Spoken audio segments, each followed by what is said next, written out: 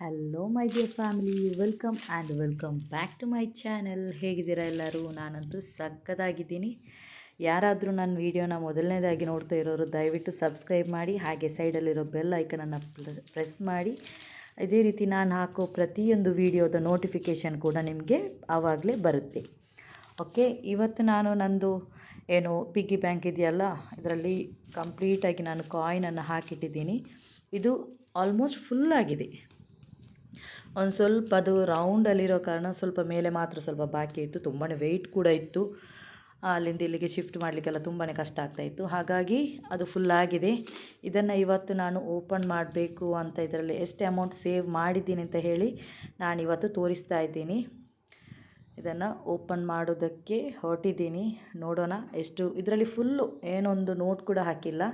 ಬರೀ ನಂದು ದಿನದಲ್ಲಿ ಏನು ಖರ್ಚು ಮಾಡ್ತೀನಿ ಅದರಲ್ಲಿ ನಾವು ಇವಾಗ ಎಲ್ಲಾದರೂ ವೆಹಿಕಲಲ್ಲಿ ಹೋಗುವಾಗ, ಇಲ್ಲಾಂದರೆ ಅಂಗಡಿಯಲ್ಲಿ ಏನಾದರೂ ಚಿಲ್ಲರೆ ಕೊಡ್ತಾರಲ್ಲ, ಅದನ್ನೆಲ್ಲ ತಂದು ಆವಾಗಲೇ ನಾನು ಅವತ್ತಿಂದ ಅವತ್ತಿಗೆ ನಾನು ಒಂದು ಪರ್ಸಲ್ಲಿ ಒಂದು ₹5 ಮಾತ್ರ ಒಂದು ಎಕ್ಸ್ಟ್ರಾ ಕಾಯಿನ್ಸನ್ನು ಇಟ್ಟು ಬಾಕಿ ಎಲ್ಲ ಕಾಯಿನ್ಸನ್ನು ಕೂಡ ಇದಕ್ಕೆ ಹಾಕಿಟ್ಟಿರ್ತಿದ್ದೆ.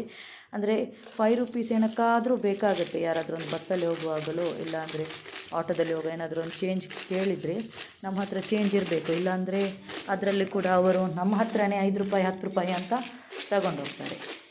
ಹಾಗಾಗಿ ನಾನೊಂದು ₹5 ಒಂದು ₹2 ₹1 ಆ ರೀತಿ ಕಾಯಿನ್ಸನ್ನು ಸಪ್ರೇಟಾಗಿ ಪರ್ಸಲ್ಲಿ ಇಟ್ಟಿದ್ದೆ. ಬಾಕಿ ಎಲ್ಲ ಕಾಯಿನನ್ನು ಕೂಡ ತಂದು ಇದೇ ಒಂದು ಹುಂಡಿಗೆ ಹಾಕಿಡ್ತಿದ್ದೆ. ಪ್ರತಿದಿನಾನು ಎಲ್ಲಿಗೆ ಹೊರಗಡೆ ಹೋಗಿ ಬಂದರೆ ಎಷ್ಟು ಕಾಯಿನ್ ಉಂಟು ಅಂತ ನೋಡಿ ಅದನ್ನು ಉಳಿದ ಕಾಯಿನ್ ಎಲ್ಲನೂ ಇದಕ್ಕೆ ಹಾಕ್ತಾ ಇದೊಂದು ಆಲ್ಮೋಸ್ಟ್ ಒಂದು 5 ಮಂತಿದ್ದು ಇಷ್ಟು ಕಾಯಿನ್ಸ್ ಆಗಿದೆ ನನ್ನ ಹತ್ರ. ನೋಡ್ಬೋದು ನೀವು ಎಷ್ಟು ಕಾಯಿನ್ಸ್ ಆಗುತ್ತೆ ಅಂತ ಹೇಳಿ. ಇದರಲ್ಲಿ ₹20 ಕೂಡ ಇದೆ, ₹10 ಕೂಡ ಇದೆ. ನನ್ನ ಮಗಳಿಗಂತೂ ತುಂಬಾ ಖುಷಿ. ನಗ್ತಾ ಅದನ್ನು ನಾನು ಕೂಡ ಕೌಂಟ್ ಮಾಡ್ತೇನೆ ಅಂತ ಹೇಳಿ ಹೊರಟಿದ್ದಾಳೆ. ಅವಳು ಕೂಡ ಕೆಲವೊಂದು ಕಾಯಿನ್ಸನ್ನು ಸಪ್ರೇಟಾಗಿ ಎತ್ತಿಟ್ಟಿದ್ದಾಳೆ. ಅಂದರೆ ಗೋಲ್ಡ್ ಕಾಯಿನ್ಸ್ ಇದೆ. ಗೋಲ್ಡ್ ಕಾಯಿನ್ಸ್ ₹5 ಇದೆಲ್ಲ ಗೋಲ್ಡ್ ಕಲರ್ ಇರುತ್ತಲ್ಲ, ಹಾಗಾಗಿ ಅದನ್ನೆಲ್ಲ ನಾನು ಸೈಡಲ್ಲಿ ಎತ್ತಿಡ್ತೀನಿ ಅಂತ ಹೇಳಿ ಅವಳು ಕೂಡ ಹೆಲ್ಪ್ ಮಾಡ್ತಾಯಿದ್ಲು.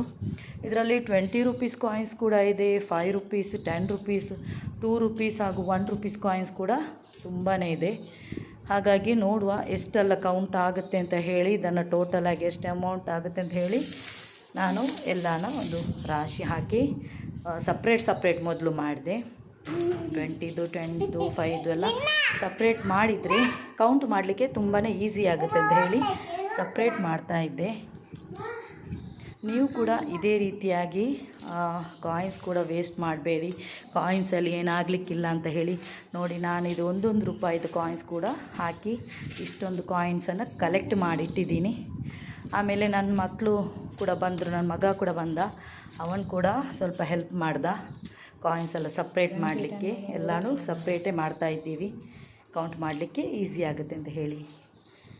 ನೀವು ಯಾರಾದರೂ ಇದೇ ರೀತಿ ಕಾಯಿನ್ಸನ್ನು ಸೇವ್ ಮಾಡಿದ್ರಾ? ಬರೀ ಕಾಯಿನ್ಸನ್ನು ಅದರಲ್ಲಿ ಎಷ್ಟಾಗಿತ್ತು, ನಿಮ್ಮ ಹುಂಡಿಯಲ್ಲಿ ಎಷ್ಟಾಗಿತ್ತು ಅಂತ ಹೇಳಿ ನೀವು ಕೂಡ ಕಮೆಂಟ್ ಮಾಡಿ ನನಗೆ. ಹಾಗೂ ನನಗೂ ಕೂಡ ಸಪೋರ್ಟ್ ಮಾಡಿ. ಇದೇ ರೀತಿ ನೀವು ಕೂಡ ನಾನು ಹೆಚ್ಚು ಅಮೌಂಟ್ ಸೇವ್ ಮಾಡೋದು ವೀಡಿಯೋಸ್ ಹಾಕ್ತಾ ಇರ್ತೀನಿ. ಅದೇ ರೀತಿ ವ್ಲಾಗ್ ಕೂಡ ಮಾಡ್ತಾ ಇರ್ತೀನಿ. ಇವಾಗ ನೀವು ಕೂಡ ಹೇಳಿ ಎಷ್ಟು ಅಮೌಂಟ್ ನೀವು ಕಲೆಕ್ಟ್ ಮಾಡಿದ್ರಿ, ಎಷ್ಟು ವರ್ಷದಲ್ಲಿ, ಎಷ್ಟು ತಿಂಗಳಲ್ಲಿ ಅಂತ ನೀವು ಕೂಡ ನನಗೆ ಹೇಳಿ.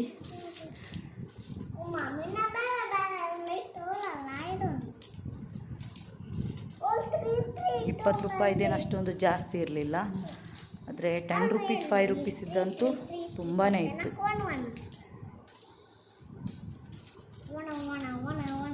ನಾವೆಲ್ಲರೂ ಒಟ್ಟಿಗೆ ಕೂತು ಎಲ್ಲ ಕಾಯಿನ್ಸ್ ಕೂಡ ಸಪ್ರೇಟ್ ಮಾಡ್ತಾಯಿದ್ವಿ.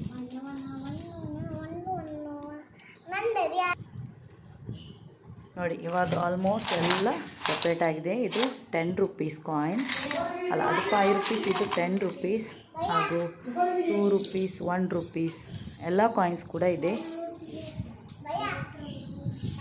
ಇದು ₹20 ಕಾಯಿನ್ಸ್ ಇಷ್ಟಿದೆ. ನೋಡಿ, ಇಷ್ಟೊಂದು ಕಾಯಿನ್ಸ್ ಆಯಿತು. ಇವಾಗ ಇದನ್ನು ಒಂದೊಂದಾಗಿ ಕೌಂಟ್ ಮಾಡಿ ಬರೆದಿಡಬೇಕು.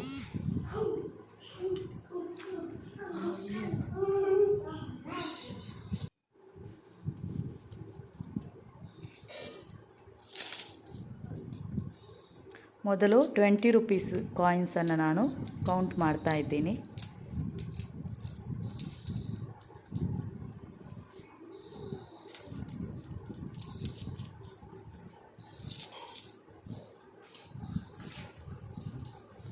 ಹಾಗೊಂದು ನೋಟಲ್ಲಿ ಬರೆದಿಡ್ತೀನಿ ಎಷ್ಟು ಟೋಟಲ್ ಆಗುತ್ತೆ ಅಂತ ಹೇಳಿ, ಈಸಿ ಆಗುತ್ತಲ್ಲ ಹಾಗಾಗಿ.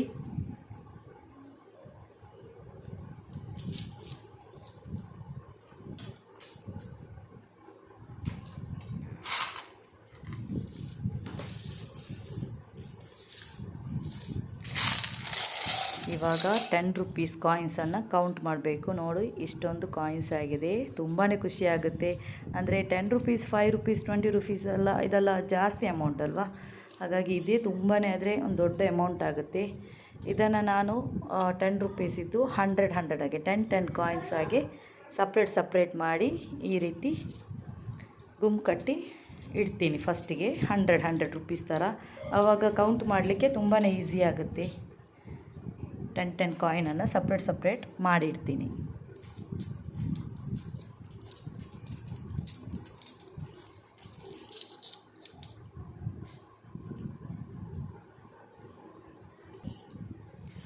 ಇವಾಗ ನೋಡಿ ಎಲ್ಲ ಕಂಪ್ಲೀಟ್ ಆಗೋಯ್ತು. 100, 200, 300, 400, 500, 6, 7, 8, 9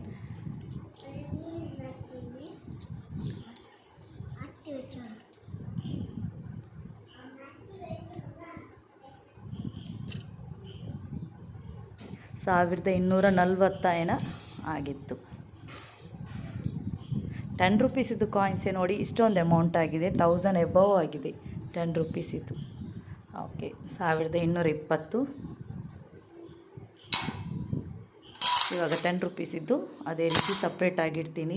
ಯಾಕಂದರೆ ನಾವು ಬ್ಯಾಂಕಲ್ಲಿ ಕೊಡುವಾಗ ಇದೇ ರೀತಿ ಸಪ್ರೇಟಾಗಿಟ್ಟು ಬೇರೆ ಕವರಲ್ಲಿ ಕೊಟ್ಟರೆ ಅದಕ್ಕೊಂದು ಇದು 10 ರುಪೀಸಿದು ಎಷ್ಟು ಅಮೌಂಟ್ ಇದೆ ಅದಕ್ಕೊಂದು ಚೀಟಿ ಹಾಕಿ ಎಲ್ಲ ಚೀಟಿ ಹಾಕಿ ಇಟ್ಬಿಟ್ರೆ, ಟೋಟಲ್ ಮಾಡಿ ಇಟ್ಬಿಟ್ರೆ ಅವರಿಗೂ ಕೂಡ ಕೌಂಟ್ ಮಾಡಲಿಕ್ಕೆ ಈಸಿ ಆಗುತ್ತೆ ಬ್ಯಾಂಕಿಗೆ ಕೊಡೋದಾದರೆ. ನಾವು ಇಲ್ಲಾಂದರೆ ಬೇರೆ ಎಲ್ಲಿಗಾದರೂ ಅಂಗಡಿಗೆ ಕೂಡ ಕೊಟ್ಟರು ಅವರು ನೋಟ್ಸ್ ಕೊಡ್ತಾರೆ. ಮತ್ತು ರಿಕ್ಷಾ ಡ್ರೈವರ್ಸ್ ಎಲ್ಲ ಇದ್ದಾರಲ್ಲ ಅವರಿಗೂ ಕೊಟ್ಟರು ಕೂಡ. ಇದು 5 ರುಪೀಸಿದ್ದು, ಇದು ಕೂಡ ಅದೇ ರೀತಿ ಕೌಂಟ್ ಮಾಡಿಟ್ರಿ.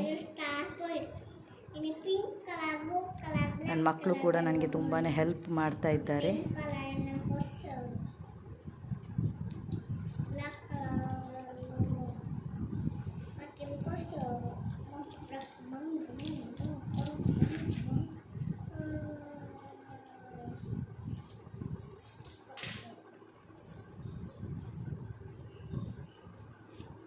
ನೋಡಿ 1175 ರೂಪಾಯಿ ಆಯಿತು, 5 ರೂಪಾಯಿದು.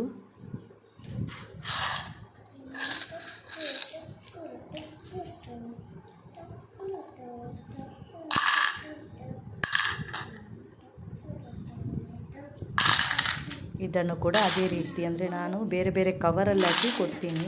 ಅಂದರೆ ಅವರಿಗೂ ಕೂಡ ಕೌಂಟ್ ಮಾಡಲಿಕ್ಕೆ ಕಷ್ಟ ಆಗಬಾರ್ದಲ್ವ, ಹಾಗಾಗಿ ಬೇರೆನೇ ಇಟ್ಟು ಒಂದೊಂದು ಕವರಲ್ಲಿ ಹಾಕಿ ಕೊಡಬೇಕು ಅಂತ ಹೇಳಿ ಇದು ಕೂಡ ಸಪ್ರೇಟಾಗಿ ಎತ್ತಿಡ್ತೀನಿ.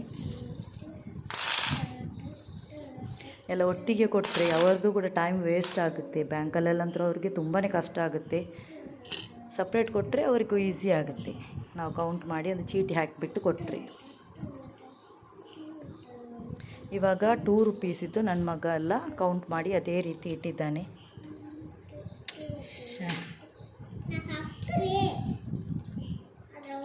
ಹಾಗೂ ಇನ್ನೊಂದು ಕಡೆ 1 ರುಪೀಸಿದ್ದು ಕೂಡ ಕೌಂಟ್ ಮಾಡಿ ಹಾಗೆ ಎತ್ತಿರ್ತಿರ್ತಾನೆ.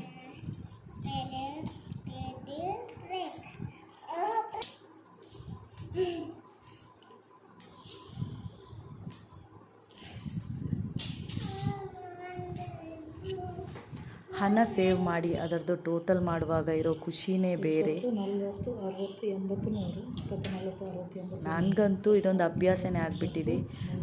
ಅಮೌಂಟನ್ನು ಸೇವ್ ಮಾಡು, ಆದಷ್ಟು ಅಮೌಂಟನ್ನು ಜಾಗ್ರತೆ ಮಾಡಿ ತುಂಬಾ ಸೇವ್ ಮಾಡ್ತಾ ಹೋಗಬೇಕು. ಫ್ಯೂಚರ್ಗೆ ಹೆಲ್ಪ್ ಆಗುತ್ತೆ ಅಂತ ಹೇಳಿ.